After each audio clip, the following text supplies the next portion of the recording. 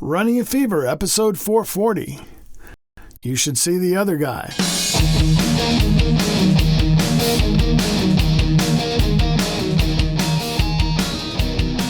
Welcome to Running a Fever. My name is Michael Davis, and this is a podcast about fitness, diet, and medicine. My goal is to live a long, healthy, happy, active life right up to the very end. Basically, it's about living long and loving life. Well, I haven't been recording much lately because I've been sick and coughing my head off. But today I was ordered to record an episode by my effective boss at Padua Podcast Network, Tom Rohr. And I suppose it was a good idea given my current condition. If you're watching on YouTube, you're in for a treat today. You get to see me at my ugliest in living 4K video. My right eye is black and swollen and bruised, and I know what you're thinking. Did I lose a fight? Am I being abused? Who would do this to me? Well, I could say something like, you should see the other guy, but in fact, the other guy's my doctor, and yes, he did this on purpose with my full consent. I had surgery yesterday on my eyelid, and this is how you look after someone cuts part of your eyelid off.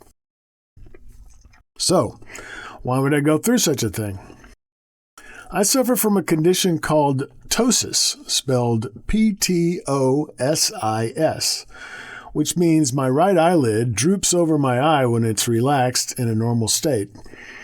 This had the same effect as closing or covering my right eye, causing loss of peripheral vision and depth perception. It's been progressing for a long time.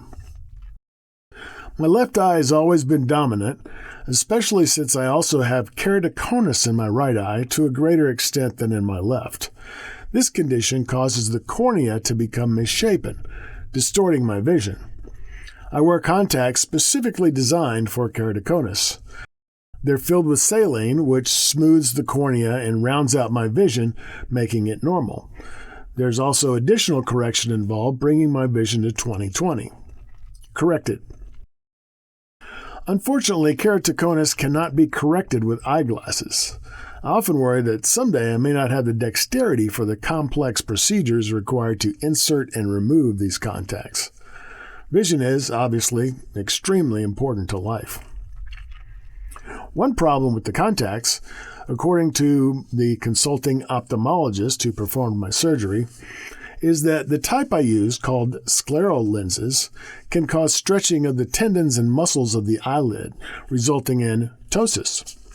Coincidentally, my father had a similar condition and eventually underwent this same type of surgery. He didn't wear contacts, though, so in his case, it must have had a different cause. As I mentioned, the condition has gradually worsened. When I first brought it up with my regular ophthalmologist, whose identity I don't exactly recall due to the frequent staff changes at the VA, after a brief examination, they determined that any correction at that point would be cosmetic. The obstruction wasn't significant enough, and the surgery wouldn't be covered by my insurance or the VA where I received my care. The VA, if you don't know, is the U.S. Veterans Administration healthcare system, which provides healthcare to military veterans in the United States, of which I am one. A couple of weeks ago, I brought it up again and was referred to a surgeon who has a private practice but serves the VA monthly. Believe it or not, there are ophthalmologist surgeons who specialize exclusively in eyelid surgery, and they're surprisingly common.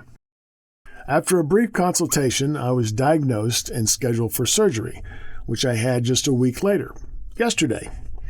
It was originally scheduled for the afternoon, but a cancellation allowed me to come in that morning, which was a welcome change since I wasn't allowed to eat or drink anything until after the procedure.